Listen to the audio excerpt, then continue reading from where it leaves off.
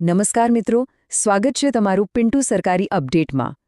આજે આપણે Gujarat forest guard ભરતી માટે જે નવા નિયમો આવ્યા છે એટલે કે 2026ના નિયમો એને એકદમ સરળ ભાષામાં સમજવાના છીએ। આ જે આખો જટિલ દસ્તાવેજ છે એને આપણે એક સ્પષ્ટ રોડમેપમાં ફેરવી દઈશું। તો ચાલો આને ઊંડાણમાં જઈએ। જો આ જે સત્તાવાર જાહેરાત થઈ છે ને એ વનરક્ષક બનવાની ઈચ્છા રાખતા તમામ ઉમેદવારો માટે એક નવી શરૂઆત જેવી છે। આપણે બરાબર એ જ સમજીશું કે આ નવા નિયમોમાં શું બદલાયું છે અને હવે કઈ કઈ જરૂરિયાતનું પાલન કરવું પડશે। અને હા, એક વાત સ્પષ્ટ કરી દઉં કે આપણે જે પણ માહિતીની ચર્ચા કરી રહ્યા છીએ એ સીધી સરકારી ગેઝેટ પર આધારિત છે, એટલે કે આ સંપૂર્ણપણે સત્તાવાર અને એકદમ ભરોસાપાત્ર માર્ગદર્શિકા છે। તો આજે આપણે કયા કયા મુદ્દાઓ પર વાત કરીશું? સૌથી પહેલાં નવા ભરતી નિયમો શું છે, પછી કોણ અરજી કરી શકે છે, લેખિત પરીક્ષાનું માળખું કેવું છે, શારીરિક કસોટીમાં શું હોય છે અને છેલ્લે પસંદગી કઈ રીતે થાય છે। આમ ઉમેદવારની શરૂઆતથી લઈને અંત સુધીની આખી સફરને સમજીશું। તો ચાલો શરૂઆત કરીએ પહેલા મુદ્દાથી, નવા ભરતી નિયમો। આખી પ્રક્રિયાને મુખ્યત્વે 2 તબક્કામાં વહેંચવામાં આવી છે અને સાચું કહું ને તો 2026ના નિયમોનો મુખ્ય પાયો જ આ સ્પષ્ટ 2 ભાગની પરીક્ષા પદ્ધતિ છે। સૂચનાના નિયમ 6માં એકદમ સ્પષ્ટ લખ્યું છે કે દરેક ઉમેદવારે આ 2 તબક્કામાંથી પસાર થવું જ પડશે।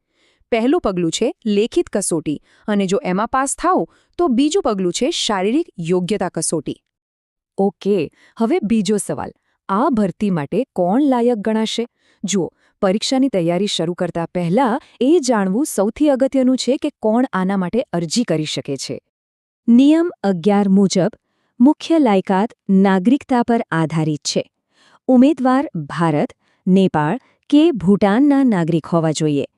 એ સિવાય જે શૈક્ષણિક લાયકાત અને વયમર્યાદા જેવી બાબતો છે એની વિગતો જ્યારે ભરતીની સત્તાવાર જાહેરાત બહાર પડશે ત્યારે એમાં સ્પષ્ટપણે જણાવવામાં આવશે। હવે આવે છે ત્રીજો અને કદાચ સૌથી મહત્વપૂર્ણ ભાગ, લેખિત પરીક્ષા। મેરિટ લિસ્ટમાં સારી જગ્યા બનાવવા માટે આ તબક્કો સૌથી વધારે નિર્ણાયક સાબિત થાય છે। હવે આ સ્લાઇડમાં જે દેખાય છે એ ખરેખર બહુ રસપ્રદ છે। પરિશિષ્ટ આઈ પ્રમાણે સૌથી વધુ ભાર એટલે કે 50% ભાર કુદરતી પરિબળો વિષય પર મૂકવામાં આવ્યો છે। કુલ માર્ક્સમાંથી અડધા માર્ક્સ તો આ એક જ વિષયના છે। ચાલો પરીક્ષાનું માળખું જરા સમજી લઈએ। કુલ 100 પ્રશ્નો હશે અને એના 200 ગુણ રહેશે, મતલબ કે દરેક સાચા જવાબના 2 ગુણ। આ માટે 3 કલાકનો સમય મળશે। અને હા, ખાસ ધ્યાન રાખવા જેવી વાત એ છે કે નેગેટિવ માર્કિંગ પણ છે।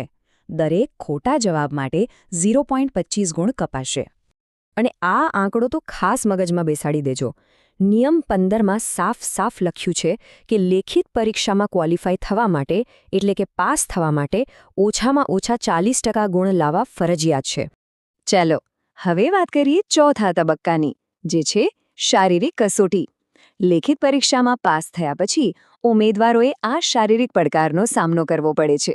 અને યાદ રાખજો, આ કસોટી ફક્ત ક્વોલિફાઈંગ છે, એટલે કે આમાં માત્ર પાસ થવાનું છે। પરિશિષ્ટ આઈ મુજબ આ એ ચોક્કસ શારીરિક ધોરણો છે જે દરેક ઉમેદવારે પૂરા કરવા જ પડશે। અહીં મેળવેલા ગુણ તમારા ફાઇનલ મેરિટમાં ઉમેરાશે નહીં, પણ જો કોઈ પણ એક ઇવેન્ટમાં નિષ્ફળ ગયા તો એનો સીધો અર્થ છે કે તમે સ્પર્ધામાંથી બહાર।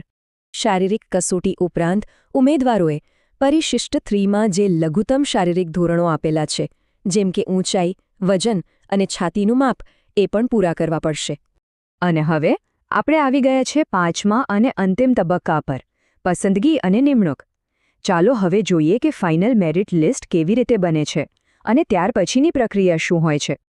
આ 15નો આંકડો વ્યૂહરચનાની દ્રષ્ટિએ ખૂબ જ મહત્વપૂર્ણ છે।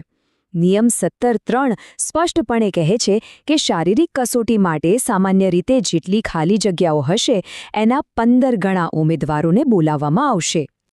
તો આ સૌથી અગત્યની વાત છે, બરાબર યાદ રાખજો। નિયમ 18(1) મુજબ અંતિમ મેરિટ લિસ્ટ ફક્ત ને ફક્ત લેખિત પરીક્ષાના ગુણના આધારે જ તૈયાર થશે। શારીરિક કસોટી તો માત્ર પાસ નાપાસનો ખેલ છે। મેરિટ લિસ્ટ તૈયાર થઈ જાય પછી ખાલી જગ્યાના બમણા ઉમેદવારોને ડોક્યુમેન્ટ વેરિફિકેશન માટે બોલાવવામાં આવશે. ત્યાર પછી મેડિકલ તપાસ થશે. જે ઉમેદવારો પાસે NCC સર્ટિફિકેટ હશે તેમને 2 બોનસ ગુણનો ફાયદો મળશે. અને આ બધું પૂરું થયા પછી મેરિટના આધારે અંતિમ નિમણૂક પત્રો આપવામાં આવશે. મિત્રો, દરરોજની સરકારી અપડેટ સૌથી પહેલા મેળવવા અમારું ટેલિગ્રામ ગ્રુપ જોઈન કરો. લિંક ડિસ્ક્રિપ્શનમાં છે, હમણાં જ જોઈન કરી લો. ચાલો, તો મિત્રો, આ હતી સંપૂર્ણ માહિતી. જો તમને આ માહિતી ઉપયોગી લાગી હોય તો લાઇક કરો, મિત્રો સાથે શેર કરો અને ચેનલને સબસ્ક્રાઇબ કરવાનું ભૂલશો નહીં. મળીએ ફરી એક નવી સરકારી ભરતી સાથે. જય હિન્દ, જય ગુજરાત.